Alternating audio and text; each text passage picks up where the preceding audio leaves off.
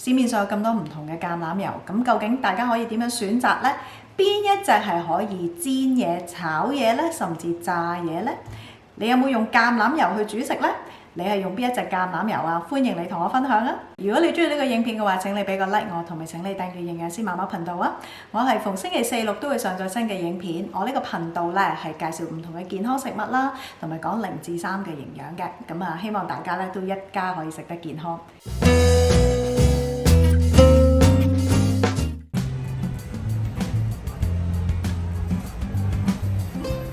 各位朋友，大家好，我係營養師媽媽 Priscilla。上個禮拜咧，同大家介紹咗米糠油啦，咁好多朋友咧都同我講，想我介紹下橄欖油嘅。今日咧就同大家介紹下唔同種類嘅橄欖油啦。我喺加拿大咧有一份嘅工作咧，就係會進入一啲嘅超市裏邊啦，咁咧就係帶啲唔同嘅朋友咧睇下營養標籤啊，揀下健康食物咁樣嘅。每逢我去到油嘅部分咧，有好多朋友會問我㗎，橄欖油咧係有咁多種，究竟點樣揀呢？每逢講到咧橄欖油咧唔可以高溫煮食嘅時候咧，咁好多人咧就話唔係喎，邊隻嘅橄欖油可以用嚟炒嘅喎，冇問題嘅喎，唔會燶嘅喎。咁今日咧就同大家詳細介紹下，究竟呢啲橄欖油咧喺營養嗰方面有啲咩分別啦，同埋咧呢啲嘅橄欖油咧唔同嘅種類咧係可以用嚟做啲咩唔同嘅煮食方法嘅。橄欖油咧點解咁健康咧？相信大家咧可能都聽過地中海飲食㗎啦，我之前咧有條影片係講地中海飲食，大家有時間可以睇下。地中海地區嘅人咧，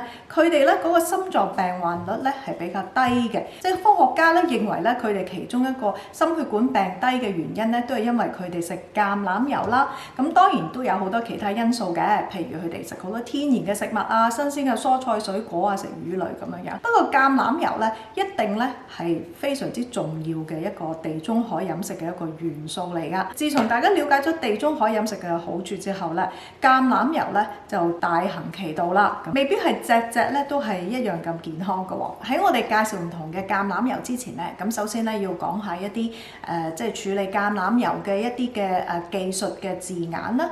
咁啊，第一咧就係cold press 就係冷壓嘅一個過程啦。咁咧呢一個冷壓嘅過程咧，就喺個過程裏邊咧就完全係冇加熱啦，冇加化學嘅物質啦。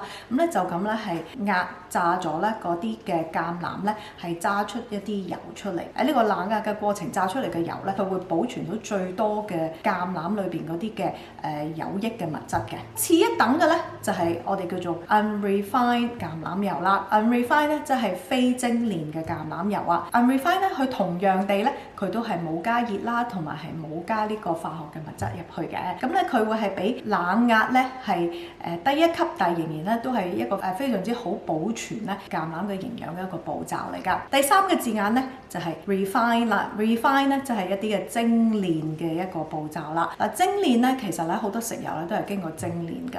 咁咧喺個過程裏邊咧，佢咧係會加咗一啲嘅化學嘅物質啦，咁咧去攞到嗰啲油出嚟啦。喺個精煉嘅過程裏邊咧，亦都有機會咧增加咗嗰個煙點嘅。我哋而家咧就介紹下咧市面上咧一啲最常見嘅橄欖油嘅種類啦。咁啊，第一最高等級嘅當然咧就係 extra virgin olive oil 啦。咁咧好多網上面英文嘅文章咧都係叫做 EVOO 咁樣去簡稱嘅 extra virgin olive oil 特級初榨橄欖油嘅。呢種嘅橄欖油咧，佢好多時候咧都係用一個冷壓嘅過程咧，咁就去製造個橄欖油出嚟啦。咁所以咧你見到咧佢嗰種嘅顏色咧都係非常之嘅即係比較深色啊，偏綠、深綠啊、深黃色咁樣嘅。咁咧點解佢個顏色咧其實咧都係代表咗咧呢一種嘅特級初榨橄欖油咧係會有最多嘅橄欖呢一啲抗氧化物質喺裏邊啦，對預防心血管病嗰方面咧係好有幫助。咁所以咧係最靚㗎啦嚇，會適合用嚟做一啲嘅沙律啦或者醃嘢啦，咁都係可以用呢一種特級初榨橄欖油嘅。第二類咧就係一啲嘅 virgin olive oil 啦，咁咧佢就未去到特級嗰個嘅等級嘅，不過咧佢都好多時候咧係佢都係一個非精煉嘅過程製造出嚟，咁佢裏邊嘅抗氧化物質咧都係一定嘅份量嘅。咁第三咧就係一啲叫做 light olive oil 啦，咁咧其實咧係一啲嘅精煉嘅橄欖油嚟嘅。精煉嘅橄欖油咧你睇佢個顏色咧，你已經睇到咧佢嗰個抗氧化嘅物質咧係會比較係低一啲㗎，所以佢嘅顏色咧亦都會係清一啲啦。咁咧英文咧我哋好多時候係叫 light olive oil 或者 light flavor olive oil， 其實唔代表咧佢係 light in calories， 即係唔係代表佢係低熱量一啲㗎，只係話咧佢個味道咧係會比較係清一啲，冇咁濃嘅一啲嘅橄欖味嘅。咁啊因人而異啦，因為咧其實特級初榨橄欖油咧，佢裏邊嗰種咧其實因為咧佢保存咗最多橄欖裏邊嘅有益嘅物質，佢其實嗰種橄欖嘅味道都會係比較大一啲嘅，會有一種即係果味嘅，有種橄欖啊果味啊咁樣嘅。睇翻你嘅口味啦。如果以脂肪組合嚟講咧，橄欖油咧係因為佢有單元不飽和脂肪酸啦，咁所以咧對呢個預防心血管病有幫助啦。呢三種嘅橄欖油咧，佢裏邊咧嗰啲單元不飽和脂肪酸個成分咧，都唔係話有非常大嘅分別嘅。最大嘅分別咧就係在於咧佢嗰個嘅抗氧化嘅物質啦，就係你睇佢個顏色其實都睇到㗎啦，越深色咧就係越有營養嘅。咁我之前講煙點啦，咁咧其實咧特級初榨橄欖油咧就成日咧都即係俾人話唔可以高溫煮食，咁究竟係咪咧？咁有啲特級初榨橄欖油又話可以高溫煮食嘅，其實咧就視乎你係用邊一種高溫煮食方法啦。上個禮拜嗰個米糠油咧